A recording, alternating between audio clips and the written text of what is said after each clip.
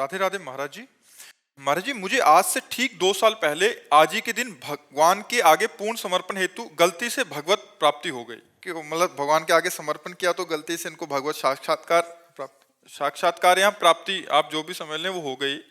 और ये तब हुआ जब आपकी एक रील देखी जिसमें कृष्णाय वासुदेवाय मंत्र के बारे में आपने बताया, इसका जाप करो और भारी तो से भारी। तुमने बड़ी आश्चर्य किया। अरे बच्चा, यह पूरा जीवन। चलो भाई, तुम भगवान कृपालु, कभी भी किसी के सामने आ सकते। प्रणाम है बच्चा। तो क्या करे बच्चा, तुम्हें तो भगवत प्राप्ति हो गई, तुम तो पूर्ण हो गए। सवाल है अभी? नहीं, सवाल नहीं रहता। भगवत प्राप्ति के बाद सवाल नहीं रहता। ब्रह्म भूता प्रसन्नात्मान सोचति न कांक्षति समाः सर्वेषु भूतेषु मद भक्तिम लभते पराम। जिसे ब्रह्म की अनुभूति, परमात्मा की अनुभूति हो जाती है, उसके अंदर कोई प्रश्न नहीं रहता, कोई चाह नहीं रहती, कोई भय नहीं रहता, कोई चिंता नहीं रहती, कोई शोक नहीं रहता। इसीलिए तो हंस दिए। एक आए थे और उनका हमको भगवान का साक्षात्कार हो गया। बता क्यों रहे हो भाई, ये बताने की बात है क्या? बोले कोई मानते नहीं कि हमको भगवान का साक्षात्कार। अभी उसकी दृष्टि में कोई मानता ही नहीं। यही दृष्टि बता रही कि तू अज्ञानी है, तेरे को भगवत प्राप्ति नहीं हुई। जिसे भगवत प्राप्ति होती है वो छपवाता थोड़ी घूमता है कि मेरे को भगवत प्राप्ति हो गई। क्या भगवत प्राप्ति? महाराज जी, उसके बाद क्या हुआ, 2 महीने बहुत अच्छा चला, सब कुछ सब अच्छा चला। अरे बच्चा, बकवास है। 2 महीने चला फीस के। एक बार जिसे भगवत साक्षात्कार हो जाता, तुम्हें पता ले भगवत प्राप्ति किसे कहते हैं। एक बार जिसे भगवत प्राप्ति हो जाती, दोबारा संसार उसकी दृष्टि में नहीं आता। वही वो छाया रहता। पी मूरत नैनन बसे तेहि रस रहाय समाय, ये लक्षण सुन प्रेम के और न कछु सुहाय, और न कछु सुहाय फिरे अपने मद मातो, कुटुम देह ते जाए छूट सब ही विधि नातो। जहाँ जहाँ पिय की बात सुने खोजत तिन गैनन, हित ध्रुव छिन छिन ले प्रेम जल भरी भरी। वो बस उसी आनंद में डूबा रहता है। जो आनंद सिंधु भगवान का एक बार साक्षात्कार कर ले, वो उसी आनंद में रूप छके घूमत। भगवत प्राप्ति होती क्या आखिर, मतलब क्या भगवत प्राप्ति मतलब? भगवान का साक्षात्कार जैसे हम आप देख रहे हैं वैसा? हाँ, और एक होता तत्वबोध जो अंदर से होता है, और ये भगवत साक्षात्कार ऐसे होता है। एक बार हितधाम में थे तो 10-5 लोग उनके साथ थे।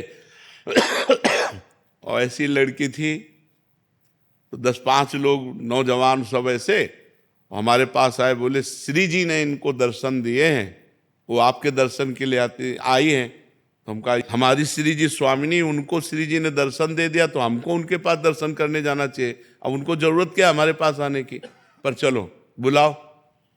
और वो तो मार माला पहने और सब लोग वो वैसे सब ड्रामा बनाए हुए थे। सामने आए बैठे। हम कहा बच्चा, आंख में आंख मिलाए। हम कहा बच्चा, तुम्हें श्री जी के दर्शन हुए? नहीं महाराज जी, स्वप्न में हुए। हम कहा नहीं बच्चा, स्वप्न में तुम्हें श्री जी के दर्शन हुए? बोले नहीं। तो हम कहा बच्चा, काहे कोई नाटक कर रहे, ये 10 लोग तुम्हें पूज रहे, नरक जाओगी, बेमतलब का कार्य कर रहे। अरे भजन करो तो वास्तविक भगवत प्राप्ति के लिए मानव देह मिला है, ये प्रपंच दिखाने के लिए थोड़ी मिला है। तो बच्चा, भगवत प्राप्ति कोई हलवा थोड़ी कैसे मुंह में रखा और खा लिया। नहीं महाराज जी, गलती है कि उसके बाद किसी की इज्जत को बचाने के लिए संकल्प लिया और अपना भजन बल नष्ट कर दिया। उसके बाद से वो, अरे चलो हाँ चलो, हम मान गए भगवत प्राप्ति हुई। तुम नाम जप करो और पवित्र आचरण से रहो, अच्छी बच्ची बन करके रहो, तो आज नहीं तो कल प्राप्त हो ही जाएंगे। भगवान प्राप्त होने के लिए तो हमें मानव देह मिला, लेकिन इसे भगवत प्राप्ति नहीं कहते। तुम्हारी जो संकल्प से जो भजन बल नष्ट हो, नाम जप करो, नाम जप करो, नाम जप करो, सब छोड़ो, खूब राधा राधा नाम जप करो। चरित्रता की पवित्रता रखो। जो आपका चरित्र स्त्री शरीर, इसको पवित्र रखो। भगवान कृपालु हैं, कभी भी कृपा करके दर्शन दे सकते हैं, उनकी तो महिमा ही अलग है। इसलिए नाम जप करो। ये अब किसी से मत कहना मुझे भगवत प्राप्ति हो गई। जब भी आपने बोला बोध, तत्व बोध था, मेरे ख्याल से वो वही था। हमारे जी को पता नहीं लग रहा कि गलती से हुआ था ना। यार ऐसी गलती हमारे साथ भी सबके हो जाए तो बढ़िया हो जाएगा। वो शायद समझ नहीं पा रहे, वो कह रहे कि उस बहुत अच्छा लगा और समर्पित हुए तो ऐसा लगा। अरे ये सात्विक सुख होते हैं। ये अभी ये क्या जाने, अल्प सुखों का भोक्ता भूमा सुख का अधिकारी थोड़ी होता है। उस महान को प्राप्त करने के लिए अल्प सुखों का त्याग किया जाता है, छोटी छोटी अनुभूतियों का त्याग किया जाता है। ऐसे सीधे गंगा की धारा से प्रकट होते हुए मतलब वो सब नहीं माना जाता। काहे को पर्दा लगाए बैठे हो? हम फकीर है, तुम्हारे लिए आए हैं, तुम्हारे लिए रो। जब तक तुम्हारा पर्दा नहीं हट जाएगा तब तक हम ये सब जादू टोना ये हम मानेंगे। आपका थोड़ा थोड़ा आनंद ये हम नहीं मानेंगे। हम छोटे छोटे आनंदों में, छोटे छोटे चमत्कारों में बिकने वाले नहीं, हम आप में बिकने वाले। आप आओ, हमसे बात करो, हो जगत में हो तो हमारे साथ हमें अनुभव कराओ। आप हो, आपके लिए निकले हैं। मर्जी पर्दा बाहर से खुलता है अंदर से? दोनों जगह से। जब अंदर से का हटा तो बाहर का फौरन हटा, तो सब जगह एक ही नजर आने लगता है। और पहले कहाँ का हटता है महाराज? हृदय का। पहले हृदय का हटता है। पहले हृदय में तत्व बोध होता है, तब सर्वत्र बोध होता है। चश्मा हमारा बदलेगा वैसे तो दिखाई देगा, तो जो हमारी दृष्टि बदली तो हमें सब कुछ दिखाई देने लगा। ज्ञानेश्वर जी, पुणे महाराष्ट्र से। राधे राधे महाराज जी। महाराज जी, अगर जागृत, स्वप्न और सुषुप्ति अवस्था, ये तीनों अवस्था परिवर्तनशील है, तो क्या तुरीय अवस्था इन सारी अवस्थाओं को स्थायी चेतना देती है या है? और क्या तुरीय अवस्था का अनुभव ही आत्मा का प्रत्यक्ष अनुभव है? क्या यही ज्ञान मार्ग से खुद को जान सकते हैं? ऐसे ज्ञान मार्ग और भजन मार्ग में मुझे किस मार्ग का अवलोकन? तुरीय अवस्था को मतलब जानते हो भाई? किसी बात को जब तक हम जानते नहीं तब तक उसको प्रमाणित कैसे कर सकते हैं? मतलब जागृत को तो आप देख रहे हैं, जागृत का स्थूल शरीर। स्वप्न को आप देख रहे हैं, तब जागृत का विस्मरण, स्थूल शरीर का विस्मरण और सूक्ष्म शरीर का स्मरण। सूक्ष्म शरीर से स्वप्नावस्था होती है। फिर कारण शरीर, कारण शरीर से सुषुप्ति अवस्था होती है, जहां बुद्धि भी लीन हो जाती है। तुरीय अवस्था होती है, बुद्धि लीन नहीं होती, बुद्धि जागृत रहती है, अवस्था जागृत रहती है, लेकिन वो परमात्मा में स्थित रहता है। किंचन मात्र न जागृत, न स्वप्न, न सुषुप्ति, न स्थूल, न सूक्ष्म, न कारण, वो आत्म स्वरूप में स्थित महापुरुष तुरीय अवस्था में कहा जाता है। स्थूल से श्रेष्ठ सूक्ष्म, सूक्ष्म से श्रेष्ठ कारण, कारण से श्रेष्ठ तुरीय, तुरीय से श्रेष्ठ ब्रह्म सुख, ब्रह्म सुख से श्रेष्ठ वैकुंठ सुख, वैकुंठ सुख से श्रेष्ठ द्वारिका सुख, द्वारिका सुख से श्रेष्ठ मथुरा सुख, मथुरा सुख से श्रेष्ठ ब्रजभूमि, ब्रजभूमि में गोप वृंदावन, गोष्ठ वृंदावन जिसे कहते हैं, फिर गोपी वृंदावन, और फिर ये नित्य वृंदावन, ये नित्य विहार वृंदावन जो है, ये निरंतर प्रेम समाधि में स्थित रहने वाले महापुरुषों का है। तो जो तुरीय है वो ब्रह्म सुख है। जागृत, स्वप्न, सुषुप्ति तीनों से अलग है। अब आप उसे कैसे समझ सकते हैं? जब आप देहाभिमानी हैं, देह भाव में स्थित हैं, तो तुरीय को कैसे समझ सकते हैं? क्योंकि देहातीत, तीनों देहों से अतीत जो महापुरुष है वो तुरीय अवस्था में रहता है। जैसे गाढ़ निद्रा में किसी भी तरह का संकल्प विकल्प नहीं होता, गाढ़ निद्रा में, नहीं तो स्वप्न में संकल्प विकल्प होते हैं, स्वप्न का दृश्य होता है। गाढ़ निद्रा में जैसे, ऐसे जागृत अवस्था में गाढ़ निद्रा की भांति संसार से सोया हुआ, लेकिन वो जगा हुआ है। गाढ़ निद्रा में जैसे कोई हलचल नहीं होती अंदर, ऐसे गाढ़ निद्रा की भांति जिसके हृदय में कोई हलचल नहीं होती। गाढ़ निद्रा तो तमोगुण से है और ये त्रिगुणातीत है। वो परब्रह्म परमात्मा में स्थित महापुरुष तुरीय है। तुरीय की स्थिति है जिसको आत्म तत्व प्रकाशित करता है, ना कि आत्मा तुरीय है। समझ पा रहे हैं ना? तुरीय एक अवस्था है, एक स्थिति है जो आत्म तत्व में तन्मय हुए महापुरुष की होती है। आत्म तत्व इससे भी अलग है। स्थूल सूक्ष्म कारण तुरीय से अलग ब्रह्म है। जो ब्रह्माकार वृत्ति उसे तुरीय कहते हैं, वृत्ति को तुरीय कहते हैं। जो ब्रह्माकार स्थिति उसे तुरीय कहते हैं। आत्मा को तुरीय थोड़ी कहते हैं, ब्रह्म को तुरीय थोड़ी कहते हैं। समझ पा रहे आप? ब्रह्म से एक होते हैं हम। हाँ, क्योंकि जानना जब हम जानते हैं तो जे ही जाने जग जाए हेराई। पहली जानकारी में संसार का दृश्य अपहरण हो जाता है।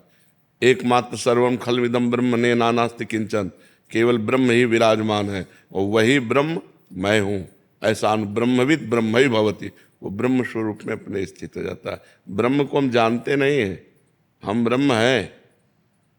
जानना होता है दूसरी वस्तु को, हम आपको जानते हैं तो दूसरी वस्तु का जानना होता है। अपने को अपने आप से जानना होता है। जानत तुम्हें तुम्हें हो जाए, वो ब्रह्म स्वरूप अपने स्थिति में रहता है। उसे तुरीय अवस्था को महापुरुष प्राप्त कहते हैं कि वो तुरीय अवस्था को प्राप्त है, जो एक सेकंड के लिए भी कभी संसार में नहीं आता, हर समय ब्रह्माकार वृत्ति बनी रहती है। संसार में खाते पीते चलते फिरते सब क्रियाएं हो रही हैं, लेकिन वो किंचन मात्र किसी क्रिया का करता नहीं है। क्रियाएं प्रकृति की प्रकृति में हो रही और वो परमात्मा में स्थित है। अब और शास्त्रों का स्वाध्याय करो, भजन करो। बिना भजन के केवल स्वाध्याय से बात नहीं बनती। भजन, कुछ नाम जप करते हो? हाँ, खूब खूब नाम जप करो, जिससे अंतःकरण पवित्र होगा। पवित्र बुद्धि के द्वारा हम ऐसे देखते हैं अनुमानता, जैसे एक डाल के एक हाथ ऊपर देखो चंद्रमा दिखाई देता है, चंद्र शाखा न्याय, ऐसे वो बुद्धि की पहुंच नहीं है, वो बुद्धि में प्रकाशित हो जाता है। बुद्धि की वहां पहुंच नहीं है, वो तत्व बुद्धि में प्रकाशित हो जाता है। जैसे दर्पण में हम नहीं हैं, लेकिन दर्पण में हमारा प्रतिबिंब भासने लगता है, ऐसे। महाराज जी, मुझे नाम जप और भजन से अधिक मैं कौन हूँ इसमें ज्यादा खिंचाव होता है। हाँ, तो ये अनुभव करने के लिए जरूरी है ना। स्वरूपानुसंधान भक्ति रेव गरीयसी, स्वरूप का अनुसंधान करने के लिए भक्ति श्रेष्ठ है। नाम जप, भगवत कथा, कीर्तन, इससे अंतःकरण पवित्र होता है। अगर ये नहीं करोगे तो ऐसे जान पाओगे? ये 5 इंद्रिय के परे है, तो हम ये बॉडी, ये जो शरीर है, अभी तुम समझ नहीं पा रहे बच्चा। हमने क्या कहा? दर्पण में हम नहीं हैं, लेकिन हमारा शरीर कैसा है दर्पण में दिखाई दे सकता है कि नहीं दिखाई दे सकता? अगर दर्पण मलिन है तो नहीं दिखाई देगा। तो हमें दर्पण, अंतःकरण रूपी दर्पण, मन बुद्धि चित्त अहंकार, इन चारों को पहले निर्मल करना है। निर्मल अंतःकरण में आत्मा स्वरूप का प्रतिबिंब पड़ता है, तो प्रतिबिंब के सहारे स्वयं में आ गए। ये ही आनंद में अंतःकरण समता को प्राप्त हुआ। यदृच्छा लाभ संतुष्टो द्वंद्वातीतो विमत्सरा, हर परिस्थिति में संतुष्ट, कोई भी द्वंद्व जिसके हृदय में व्याप्ता नहीं, मान अपमान सुख दुख लाभान, ये पवित्र अंतःकरण। विमत्सरा, कोई ईर्षा नहीं, कोई मत्सरता नहीं, निरंतर परमात्मा में स्थित। तो अंतःकरण प्रतिबिंब की तरह है, और उसमें आत्म तत्व का भासता है, तो ही तुरंत वो अपने स्वरूप में स्थित हो जाता है। और स्थित स्वरूप में मैं ब्रह्म हूं ऐसा नहीं, ब्रह्म है। मैं ब्रह्म हूं नहीं, ब्रह्म है। अभ्यास के लिए मैं ब्रह्म हूं, लेकिन ब्रह्म है, क्योंकि मैं और तू ये माया कृत है। मैं और मोर तोड़ते माया, ये भी खत्म हो जाता, केवल ब्रह्म मैं। तो सर्वम खलमिदम ब्रह्म, जो अपनी आत्मा में सबको देखता है और सब में अपनी आत्मा को देखता है, वही उत्तम ज्ञानी है। विद्या विनय संपन्ने ब्राह्मणे गविहस्तनी शनिचय सुपाकेचा पंडिता सम दर्शिना, वही समदर्शी ज्ञानी महात्मा है जो सब में भगवान को देखता है और भगवान में सबको देखता है। अपनी आत्मा को सब में स्थित देखता है और सबके सब स्वरूपों में अपनी आत्मा में स्थित देखता है। एक है, दूसरा कोई है नहीं। इसके लिए बहुत भजन करना पड़ेगा बच्चा, रात दिन भजन करते होए घुनाक्षर न्याय। जो जैसे गेहूं में घुन लग गया ना, तो ऊपर खोखला बना रहता है, अंदर पूरा, ऊपर केवल कवर रहता है, अंदर पूरा खोखला कर देता है। ऐसे बुद्धि के द्वारा परमात्मा तत्व में घुस जाए, रात दिन उसी का चिंतन। भोजन पा रहे लेकिन मैं नहीं भोजन पा रहा, इस स्थूल शरीर प्राणों की क्रिया है। एक एक चीज का ज्ञान होना चाहिए। रूप देख रहा है बहुत अच्छा, नहीं, ये पांच भौतिक रूप देखने वाली इंद्रियां और मन है। मना कष्टान इंद्रियाणी प्रकृति स्थान में, मैं इनका दृष्टा हूं। हर समय सचेत, अगर 1 मिनट भी चूक हुआ तो मार देगी माया, मार दे। जो ज्ञानिन कर चित अपरई और बरियाई विमोह बस करई, ज्ञानिनाम चेतांसी देवी भगवती हिसा बलादा कृष्ण मोहाय महामाया प्रचति। इसीलिए भगवान की शरण हुआ जाता है। गुरु और भगवान एक ही है। बिना भगवान और गुरु की शरण में हुए ब्रह्म बोध नहीं हो सकता। चाहे पूरा वेदांत कंठस्थ कर लो, चाहे पूरे वेद कंठस्थ कर लो, अनुभव जड़ चेतन की ग्रंथि जो है नहीं, उसका भेदन नहीं हो सकता, वो छूट नहीं सकती। जड़ चेतन ही ग्रंथि पड़ गई, यद्यपि मृषा छूटति कठिन। इसलिए भजन, दैन्यता, गुरु आश्रय, मानी संख्या, गुरु पर ब्रह्म, बस सवाल हल हो जाएगा। पर गुरु में जब हमारी दृष्टि पूरी तन्मयता को प्राप्त हुई, तो अखंड मंडलाकारम व्याप्तमेन चराचरम तत्पदम दृष्टमेन तस्मै श्री गुरुवे नमः। समस्त जगत में मेरे गुरुदेव विराज। जब वहाँ विराजमान तो यहाँ भी। अब गुरु तत्व रह गया एक। सवाल तभी हल माना जाएगा जब एक रह जाएगा। एक के सिवा कुछ है तो अभी सवाल हल नहीं हुआ। सवाल हल तभी माना जाएगा जब चाहे भक्ति से चाहे ज्ञान से। जैसे भक्ति से तो ब्रह्म नहीं, माया नहीं, नहीं जीव नहीं काल, अपनी ही सुधिना रही, एक रहे नंदलाल। आ गया, शेष एक बचना चाहिए। पूरे अनंत ब्रह्मांडों में सवाल हल तब माना जाएगा जब एक बचना चाहिए। चाहे उसे ब्रह्म कहो, चाहे उसे कृष्ण कहो, चाहे उसे परमात्मा कहो, जो कहो, आत्मा कहो, वो एक बचना चाहिए। अगर एक के सिवा कुछ बच रहा है तो अभी तुम हासिल जोड़ना भूल गए। जो हासिल करना चाहिए वो जोड़ना भूल गए, अर्थात वो भी परमात्मा स्वरूप है। घोर दुराचारी भी साक्षात ब्रह्म है, ये अनुभव होता है ज्ञानी महापुरुष को। दुराचार क्रिया है, लेकिन जो आत्मस्वरूप है वो तो निर्विकार सच्चिदानंद विराजमान है। इसलिए वो आत्मस्वरूप परमात्मा को देखता है, क्रियाओं को नहीं। जो क्रियाओं को देखता है वो अज्ञानी होता है, और जो तत्व दृष्टि रखता है वो ज्ञानी होता है। योग वासिष्ठ बच्चा जानते हो, उसका स्वाध्याय करो। उपनिषद भी पढ़ सकते। हाँ, उपनिषद से ज़्यादा योग वासिष्ठ से समझ में आएगा, क्योंकि बहुत सरल ढंग से भगवान वशिष्ठ जी ने भगवान श्री राम जी को समझाया है। एक बार सांगो पांग योग वासिष्ठ पढ़ो, बड़ा लाभ मिलेगा, उससे बड़ा लाभ मिलेगा। ठीक है। अनीता बदेल जी अजमेर से। राधे राधे महाराज जी। महाराज जी, आप कह रहे हैं कि आप पिछले 25 वर्षों से राजनीति क्षेत्र में हैं और अभी एक पद पे हैं, मंत्री पद पे। महाराज जी, आप कह रहे हैं कि आप हमेशा बार बार अनेकों एकांतिक वार्तालाप में आपसे सुना है कि निंदा नहीं करनी चाहिए, दूसरों के दोष नहीं देखने चाहिए। महाराज जी ये कह रहे हैं कि राजनीति क्षेत्र, लेकिन पद के अधिकार जैसे किसका प्रश्न है? दूसरों के दोषों का महिमा मंडन करके ही इसमें आगे इन पद के अधिकार के अनुसार भी करना पड़ता है। जैसे दूसरों को दंड नहीं देना चाहिए, लेकिन अब वो पुलिस में है, अब वो आर्मी में है, अब वो चोर आया, निषिद्ध कर्म करने वाला आया, हिंसक आया, अपराधी आया, तो उसके साथ व्यवहार तो उनको प्रतिकूल करना पड़ेगा, क्योंकि उनका कर्तव्य है, ये उनका धर्म है। ना कि वो उसको दंड दे रहे हैं, उसको दंड नहीं दे रहे, वो धर्म का पालन कर रहे हैं, अपने कर्तव्य का पालन कर रहे हैं। पापात्मा, अधर्मी, अन्यायी को दंड देना ये धर्म है, और निर्दोष सत्य पर चलने वाले का सहयोग करना धर्म है। तो जैसे आप राजनेता हैं तो अपने पक्ष को पुष्ट करना पड़ेगा, क्योंकि अगर ऐसा नहीं करते तो आपकी विजयश्री कैसे होगी। तो एक धर्म है, उसमें देखा जाता है कि आपको इस समय ऐसा करना चाहिए, आपने नहीं किया, या आप बड़ी निंदनीय बात की। एक समाज सुधार की दृष्टि से, एक समाज व्यवस्था के लिए यदि हमारा विपक्ष गलत करता है तो हमें उसकी निंदा करनी पड़ेगी, क्योंकि आप राजनेता पद पर हैं। वो निंदा निंदनीय नहीं है, वो निंदा निंदनीय नहीं है। जैसे कोई पदाधिकारी है, कोई अपने बड़े पद पर बैठा है और वो सही निर्णय नहीं कर रहा है, और आप उसके विपक्ष में हैं, तो निंदा तो करनी पड़ेगी। 4 लोग मिलकर निंदा करके उसको सही रास्ता दिखाया जाता है कि आप गलत हैं, आपको सुधार करना पड़ेगा, आप समाज दृष्टि में गलत है, इसमें समाज का अहित है, इसलिए आपको ऐसा करना चाहिए। तो ये करना होता है, उसमें उसे निंदा नहीं मानी जाती है। जी। श्री नारायण पेड़ीवाल जी गुजरात से। राधा वल्लभ श्री हरिवंश महाराज जी।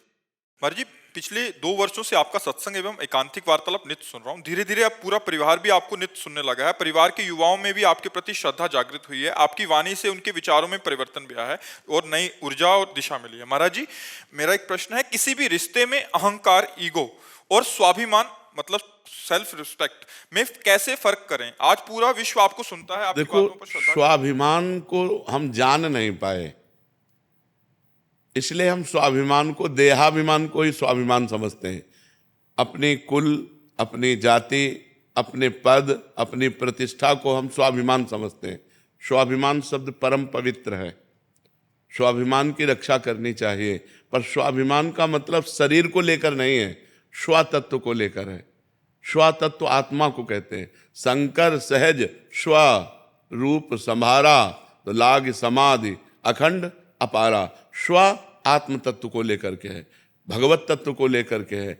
स्वाभिमान हम या तो किसी जाति पक्ष को लेते हैं, या कुल धर्म को लेते हैं, या राष्ट्र पक्ष को लेते हैं। कोई ना कोई हम पक्ष लेते हैं, लेकिन स्व का सही अर्थ है आत्मस्वरूप। आत्मस्वरूप, हम आत्मस्वरूप अर्थात भगवत मार्ग के विरुद्ध नहीं चल सकते। उसे अभिमान नहीं कहते। जैसे अस अभिमान जाई जन भोरे, मैं सेवक रघुपति पति मोरे। सिया राम जी मेरे प्रीतम है, पति हैं, स्वामी हैं, और मैं उनका सेवक हूँ। अब मैं धर्म के विरुद्ध नहीं चल सकता। हम अहंकार उसे कहते हैं जिसमें मैं के आगे कोई लगे। जैसे मैं अमु, मैं के आगे जो तत्व, मैं शुद्ध ब्रह्म है, उसके आगे जो शब्द लगता है उसे अभिमान कहते हैं। लेकिन स्वाभिमान जो कहते हैं वो आत्म तत्व को लेकर, स्व आत्मा का नाम, स्व भगवान का नाम है। हम धर्म के विरुद्ध नहीं चल सकते, उसे स्वाभिमान कहते हैं। कि हम धर्म, जैसे जब मुगलों ने आक्रमण किया तो स्वाभिमान की रक्षा के लिए हमारे सनातन धर्मियों ने स्वयं आत्महत्या कर ली, गला कटवा लिया, लेकिन विधर्म को स्वीकार नहीं किया। यह है स्वाभिमान, क्योंकि वो परमात्म तत्व धर्म से लेकर के जुड़ा हुआ है, उसका शरीर संबंध से नहीं है। अगर शरीर संबंध से है तो वो कुलाभिमान होगा, वो जाति अभिमान होगा, वो विद्याभिमान होगा, वो धनाभिमान होगा, वो पदाभिमान होगा। ये निंदनीय है, ये धर्म की तरफ से निंदनीय है। लेकिन अपने धर्म के लिए, जैसे अब हमारा धर्म है सनातन, अब सनातन धर्म हमारा स्वाभिमान है, लेकिन सनातन धर्म कितना महान है इसको देखना होगा। सनातन ब्रह्म है, सनातन वायु है, सनातन पृथ्वी है, सनातन जल है, सनातन श्री कृष्ण है, सनातन श्री राम है। हम अपने इस धर्म के पालन के लिए प्राण त्याग देंगे तो हमारी सदगति हो जाएगी। स्वाभिमान जागतिक प्राकृतिक प्रपंच को लेकर के नहीं, वो अभिमान होता है। और जो भागवतिक धर्म को लेकर होता है उसे स्वाभिमान कहते हैं। जैसे हम अपने धर्म की रक्षा के लिए प्राण त्याग देंगे, चाहे जितना कुछ हो जाए, हम धर्म भ्रष्ट नहीं हो सकते। हमारा चाहे गला काट दिया, इसे कहते हैं स्वाभिमानी पुरुष है। अभिमानी पुरुष कहते हैं उसे जो अन्य बातों को, प्राकृतिक बातों को लेकर गर्व करता है, लेकिन ये स्वाभिमान तो बना रहना चाहिए। इस स्वाभिमान पर चोट आने पर हमें सहन नहीं करना। देखो, जिस समय वेन भागवत में कथा है, उसने अधर्माचरण की धूम मचा दी, तो ऋषियों ने जाके समझाया उनको कि आप राजा हैं, राजा का कर्तव्य होता है प्रजा का पालन करना, ना कि शोषण करना।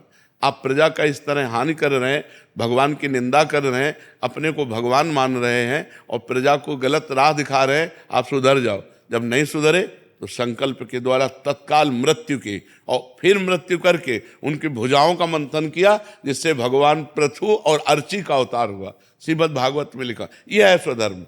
लेकिन अन्य प्राकृतिक पदों को लेकर, बलों को लेकर, वो अभिमान है, वो निंदनीय है और ये बंधनीय है। आप समझ पा रहे? लेकिन परिवार में स्वाभिमान और अहंकार, इन दोनों में फर्क? वो उसी को स्वाभिमान समझते हैं। मैं पिता हूं, तुम हमारे पुत्र हो, वो देहाभिमान को लेकर के होता है। मैं तुम्हारा बड़ा भाई हूं, मैं अमुक हूं, मैं अमुक पदाधिकारी हूं, वो सब देहाभिमान के अंतर्गत आता है, वो स्वाभिमान के अंतर्गत नहीं आता। स्वाभिमान के अंतर्गत धर्म आता है, धर्म, भगवान, ये सब स्वाभिमान के अंतर्गत आते हैं। और जब हम प्रकृति में अगर स्वाभिमान लें तो हम भारतवासी हैं। हम अपने राष्ट्र के लिए फांसी का फंदा स्वीकार करते हुए महापुरुषों को देखा है, जिन्होंने प्राणों की आहुति दे दी हमारे देश के तिरंगे की रक्षा के लिए। ये भी स्वाभिमान के अंतर्गत आएगा, क्योंकि अपने प्राणों को न्यौछावर करके धर्म की, राष्ट्र धर्म की रक्षा के लिए। तो ये भी एक अभिमान, वंदे मातरम बोल करके और फांसी का फंदा चूमकर भगत सिंह आदि। जब चंद्रशेखर आजाद जी ने देखा हमारे पास गोली नहीं रह गई, तो अपने को शूट कर लिया, अपने राष्ट्र के लिए, अपने धर्म के लिए, स्वधर्म के लिए, उसको स्वाभिमान। ये जो पर्सनल शरीर संबंध को लेकर है, ये प्राकृतिक अभिमान के अंतर्गत आता है। जो पारिवारिक संबंधों में उसे स्वाभिमान नहीं कहते, उसे अभिमान ही कहते हैं। उसे सुधारना चाहिए। उसका निराकरण कैसे करें? उस समय निराकरण भजन के बिना नहीं हो सकता। अगर भजन हृदय में है तो अभी जैसे इनसे कहा द्वंद्वातीत हो, मान अपमान में सम रहना, स्तुति निंदा में सम रहना, तिरस्कार नमस्कार में सम रहना, लाभ हानि में सम रहना, सुख दुख में सम रहना, जय पराजय में सम रहना, सुख दुखे समय कृत्वा लाभा लाभो जया जयो। इसके लिए हमको भजन की हिम्मत चाहिए। जब हम भजन करेंगे तब अब हम देख रहे हैं सामने वाला अपमान करता चला, अब हम शांत हो गए, राधा राधा राधा, शांत, कोई उत्तर नहीं, मौन। ये क्षमता होती है, इसे बल कहते हैं। ये अध्यात्म बल के द्वारा सहा जा सकता है, अन्यथा तो बहुत कठिन है। एक दो शब्द के बाद हमारे अंदर क्रोध आ जाएगा, और क्रोध आते ही हमारी स्मृति ढक जाएगी, स्मृति ढकते ही विमूढ़ता आते ही गाली गलौज मारपीट ये सब शुरू हो जाएगा। तो हमें लगता है नाम जप करके अध्यात्म बल को हम हृदय में धारण करें और गंभीर बने। उसे स्वाभिमान नहीं कहते, स्वाभिमान धर्म, राष्ट्र, भगवान, आत्मस्वरूप को लेकर के होता है। स्व शब्द आत्मस्वरूप के है, स्वरूप, स्वरूप आत्मा को कहते हैं। शंकर सहज स्वरूप संभारा, लाग समाधि अखंड अपारा, स्व भगवत तत्व को कहते हैं। साहिल जी हरियाणा से। राधा वल्लभ श्री हरिवंश महाराज जी प्रभु के श्री विग्रह में तो भगवत भाव हो जाता है, पर सभी में नहीं कर पा रहा महाराज जी, इससे मन बहुत विचलित रहता है महाराज जी। आप भजन करो, भजन करो, जब अंतःकरण पवित्र होगा तभी समझ में आएगा। अच्छा ये विचार करके बताओ, हम तुम्ही से तुम्हारे में पूछते हैं, तुमने अपने को जाना क्या? तो आप सोचो आप कितने बड़े ज्ञानी हो। अब सब में भगवान को जानने के लिए पहले अपने घर में तो ढूंढना चाहिए। हम दूसरों के घर में तब ढूंढे जब अपने घर में मिल गया हो। अपने हृदय में आप विचार करो आप कौन हैं, तो आप शीशा से देख के कह सकते हैं कि मैं, ये तो ढांचा है, ये आपका घर है जिसमें आप रह रहे हैं, आप कौन हैं? अब इसका उत्तर अगर बोध है तो है, नहीं तो उत्तर नहीं, किसी के पास उत्तर नहीं इसका। सब इसी पे घूम रहे हैं। जितना चराचर जगत है सब देह भाव को लेकर घूम रहा है। देह के परे जो आत्म तत्व है उसको, वही परमात्मा है। पावर, जैसे छोटा सा पंखा, एक बहुत बड़ी मशीन, एक लाइट। अब पंखे में लाइट नहीं है, उसमें लाइट हाइलोजन में है। अगर अज्ञानी है तो कहेगा बिजली तो चमकती है, इसमें बिजली कैसे हो सकती है?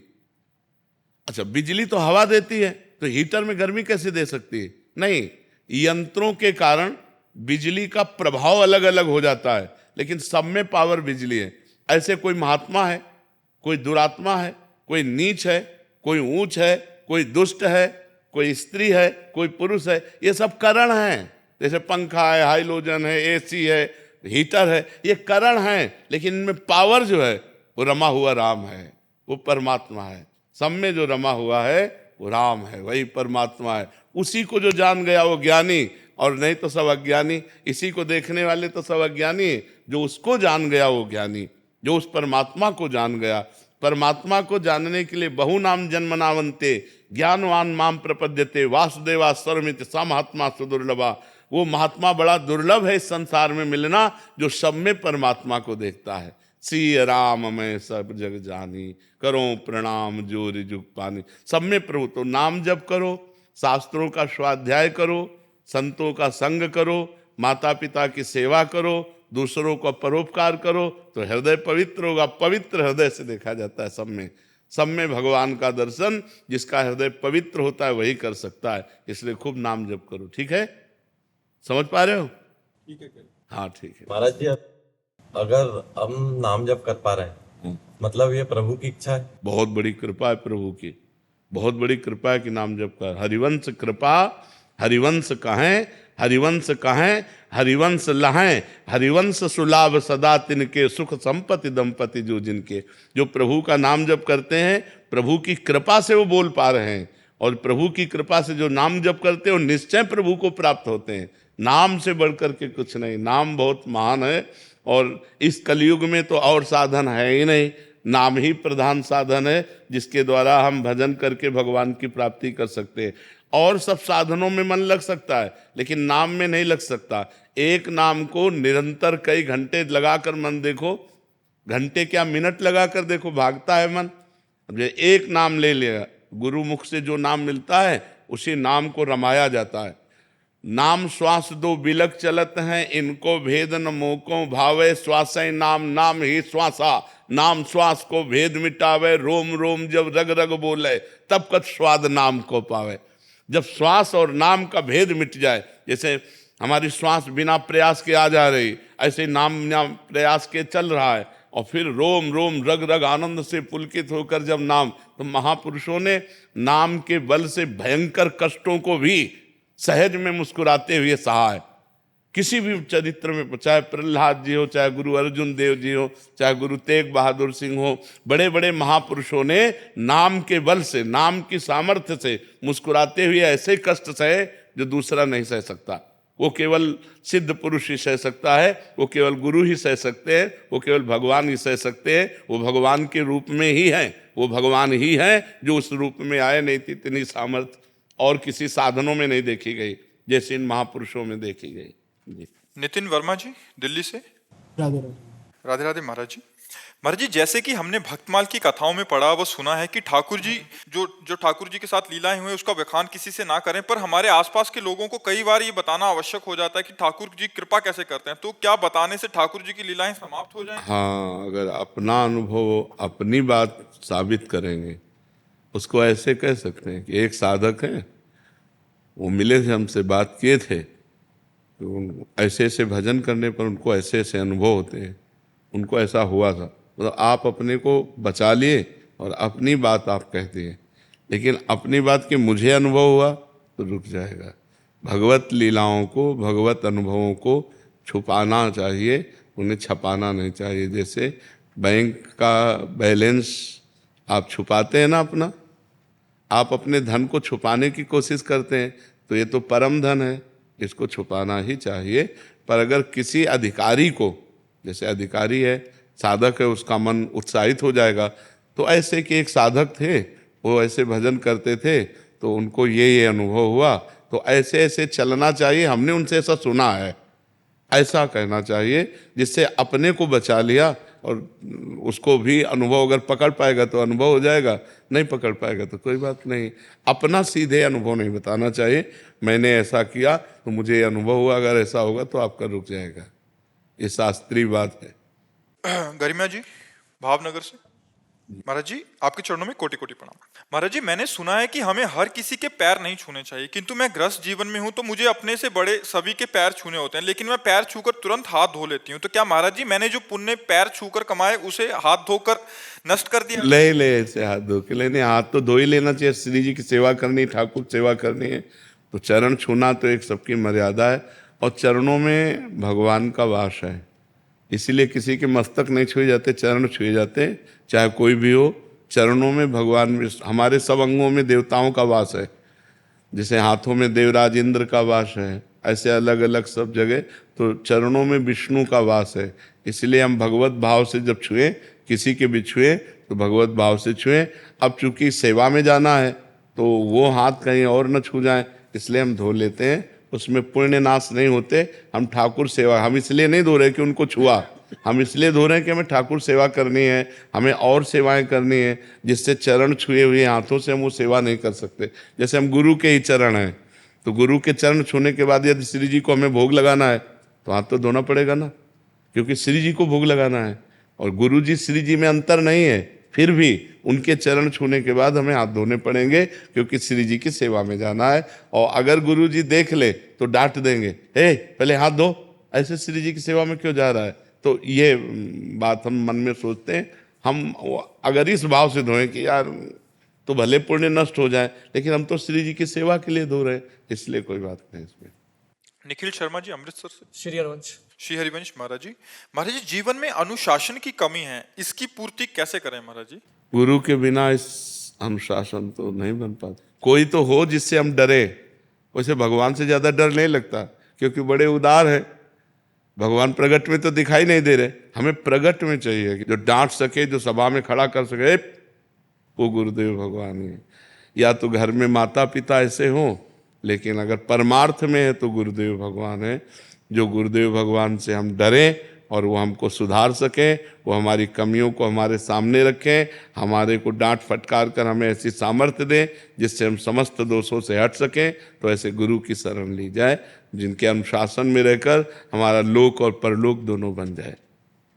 सोनम गुप्ता जी बनारस। महाराज जी राधे राधे। महाराज जी, आप कहना चाह रहे हैं कि ये बैंक में कार्यरत हैं। महाराज जी, इनको एक संशय है कि जैसे बैंक में तो बहुत जनों के खाते होते हैं, उसमें कोई अधर्म आचरण करने वालों के भी खाते हो सकते हैं, धर्म आचरण करने वालों के भी हो सकते हैं। तो महाराज जी, जो अधर्म आचरण करने वाले हैं उनके, क्योंकि ये वहाँ नियुक्त हैं तो वो उनके पैसे लेने पड़ते हैं, तो उससे किसी का भला भी हो सकता है, ये पाप के भागीदार तो नहीं? नहीं, क्योंकि आपका तो कार्य धर्म से मतलब नहीं है। जो बैंक में जमा करने या उसको जमा करने से मतलब, वो आपकी जेब में तो जाते नहीं। किसका प्रश्न है? आपकी जेब में तो जाते नहीं, वो तो सरकार के पैसे हैं, तो सरकार के उसमें जमा होंगे। आपका तो केवल काम जमा करना है। आपको थोड़ी पूछना है कि घूस के पैसे जमा करने लाए हो या ईमानदारी के। वो तो पैसे जमा करने आएगा तो आपको जमा करना है। अब वो घूस के लेके आया या बेईमानी के लेके आया वो भोगेगा। आपका काम तो केवल जमा करना है। अगर आपको अपने घर ले जाना हो तब प्रश्न उठता है कि जानकारी कर लेना चाहिए कि गलत धन है या अच्छा धन है। बैंक तो सरकारी है, बैंक में तो उसमें कोई बात नहीं। ये भगवान उसमें जैसे शराब के ठेके की ठेके उसमें खाते होते हैं, उनके लाखों पैसे आते हैं, तो गिनते वक्त बहुत क्षोभ होता है कि ये किसी के घर में जाकर के खुशियां दे सकते थे और बहुत बर्बाद हो रहा है मदिरापान से सब कुछ। हाँ, ये बात, ये विचार तो अच्छे विचार है, ये विचार तो अच्छे विचार। समय लगता है कि कहीं हम वो करता नहीं, उसमें आपका कोई दोष नहीं है। ये विचार आपके अच्छे हैं, लेकिन आपका जो कर्तव्य कर्म है, वो चाहे शराब पी के आया हो, अगर वो पैसा जमा कर रहा है तो आपको जमा करना पड़ेगा, क्योंकि आप उस कर्तव्य में हैं और उसमें आपका दोष नहीं है, क्योंकि आपको ही अपने घर थोड़ी प्रयोग में लिए जा रहे हैं। अगर प्रयोग के लिए ले जाना हो तब फिर विचार करना अत्यंत आवश्यक है। वैभव गर्ग जी दिल्ली से। महाराज जी, आपके चरणों में कोटि कोटि प्रणाम। महाराज जी, जब हम बहुत समय से किसी कार्य को करने का प्रयास कर रहे हैं और वो अनेक प्रयासों के बाद भी पूर्ण ना हो पा रहा हो, अंतर्मन से ऐसा अनुभव हो रहा है कि संभवतः हमने कोई त्रुटि हो गई है हमसे, ऐसा नहीं, ऐसा नहीं है। हमारा पूर्व का कोई प्रारब्ध कर्म ऐसा है जो हमें सफल नहीं होने दे रहा। हमें और भजन बढ़ाना चाहिए, नाम जप करना चाहिए, जिससे हम उस प्रारब्ध कर्म को नष्ट कर सके जो हमारी सफलता में बाधा पहुंचा रहा है।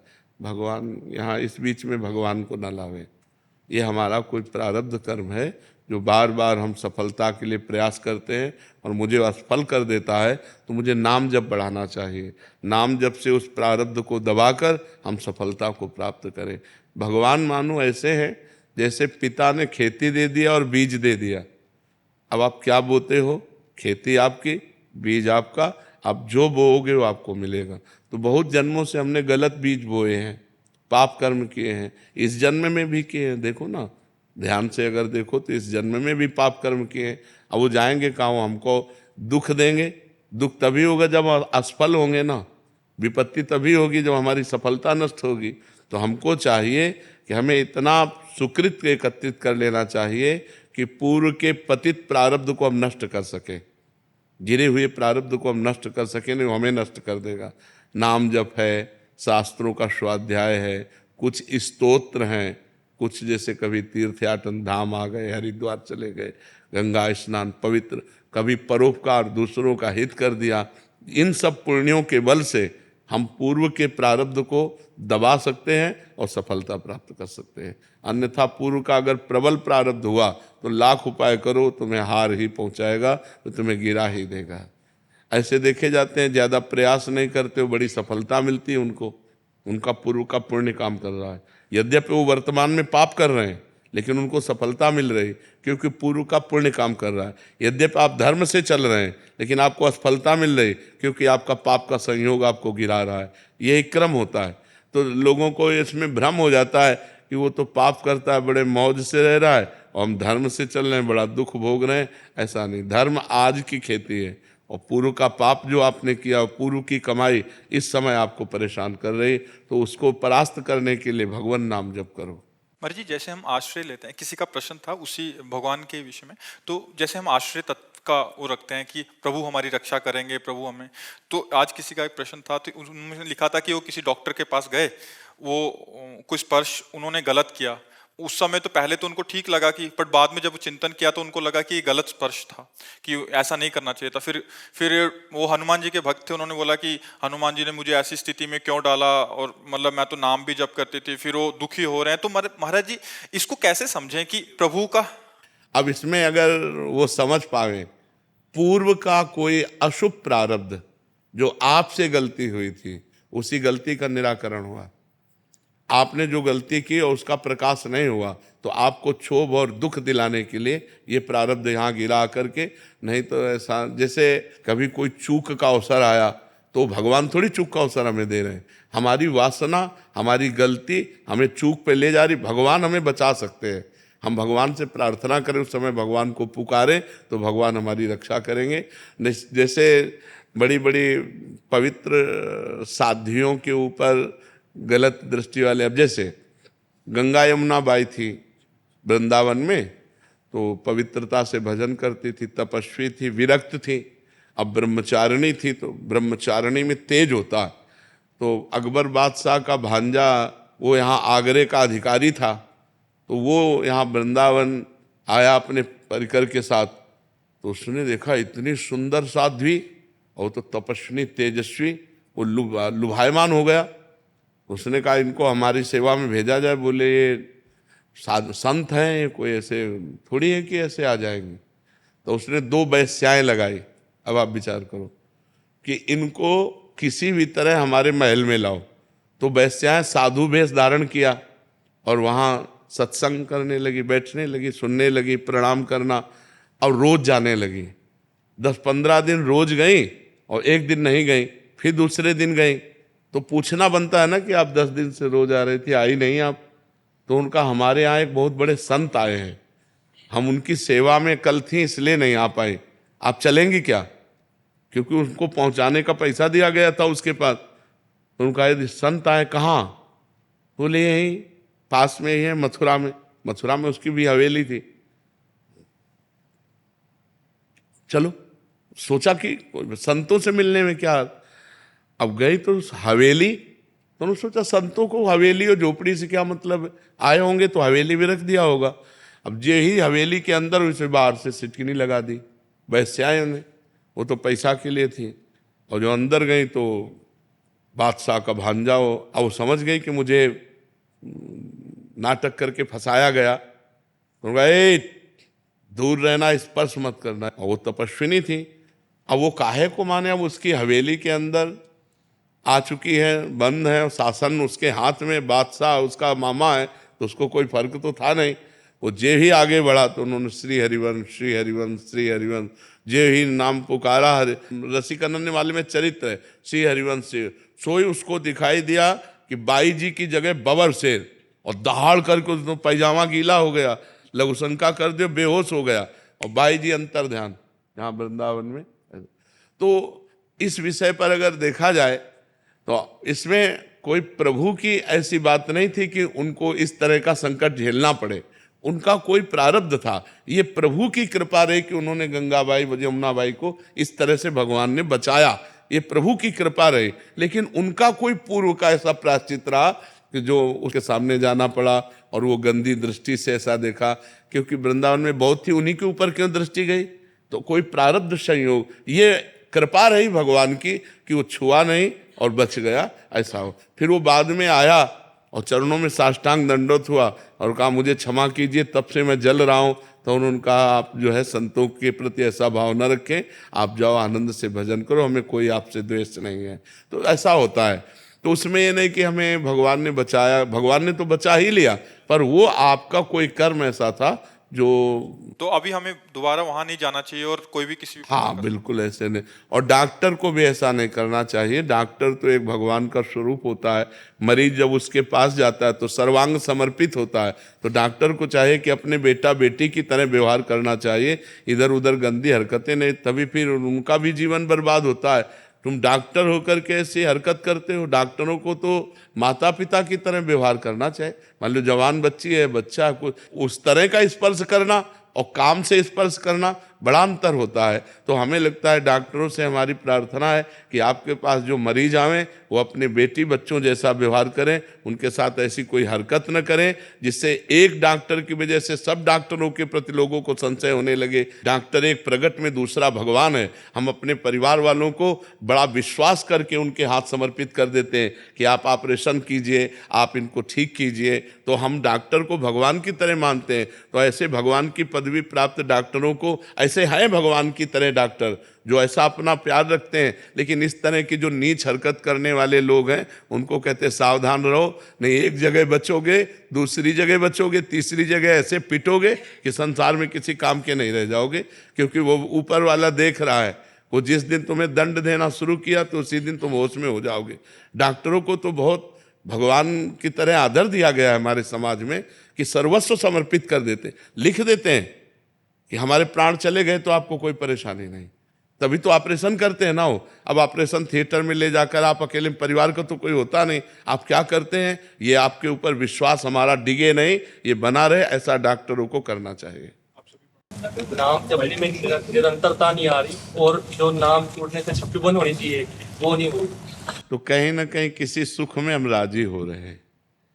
कोई ऐसा सुख ढूंढो हृदय में जिसमें हम राजी हो रहे हैं, नहीं तो व्याकुलता तद विस्मरणेन परम व्याकुलते थी।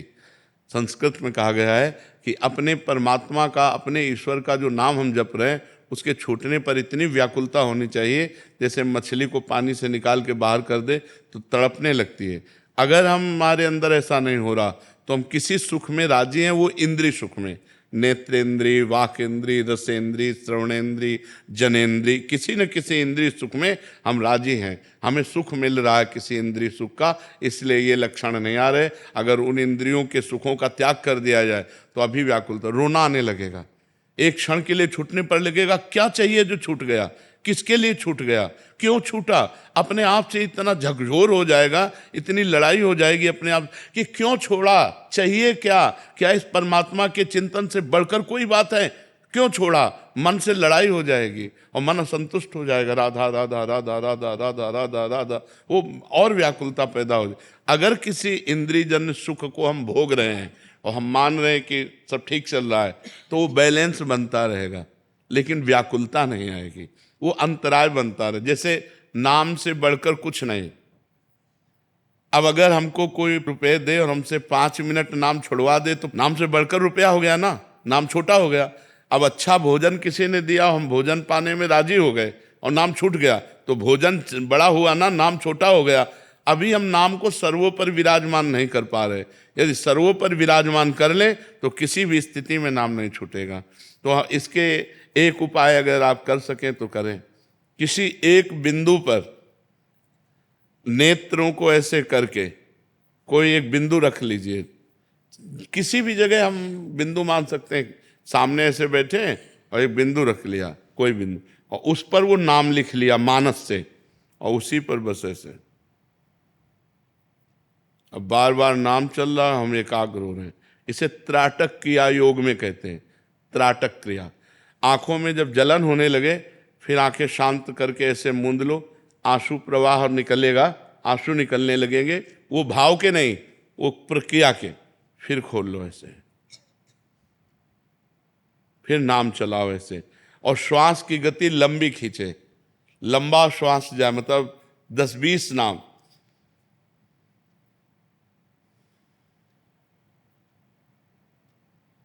बार बार नाम चल रहा बार, इससे एकाग्रता संचित होगी। एकाग्रता संचित होगी तो हम फिर 24 घंटे उसका प्रयोग कर सकते हैं। 5 मिनट आप अगर ये साधन करें तो 10-12 घंटे तो चलेगा, 10-12 घंटे प्रयोग होगा। जैसे हम मोबाइल चार्ज करते हैं ना, ऐसे एकाग्रता है। और जब आप साधन पर बैठें तो 10 बार कम से कम अगर आप कर सके,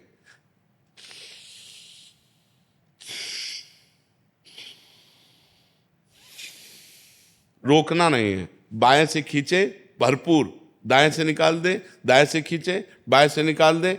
आप 1 महीना ये करके देखिएगा। ये 10 श्वासें देखो,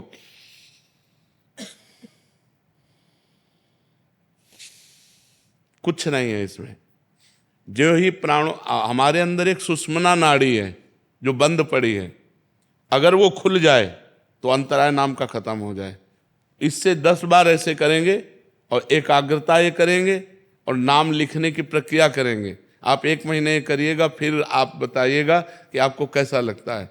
और जो इंद्रिय सुख में मन राजी हो उसको हटाइएगा, जिसमें मन प्रसन्न हो वो अभी आप देखो, अभी आपको दिखाई देगा कि भजन के बाद किस में मन राजी होता है।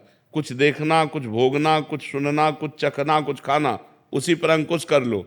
जो है कि अब भजन कर लेते हैं, फिर ये जो आपको अच्छा लग रहा हो वही, उसी में इंद्री फंस रही है, उससे हटाने की कोशिश करो। भोजन नीरस, भजन सरस, भोजन सरस, भजन नीरस, पक्का समझ लो। महापुरुषों ने भोजन नीरस पाया है,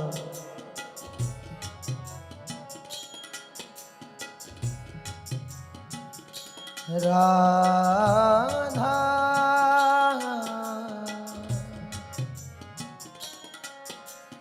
राधा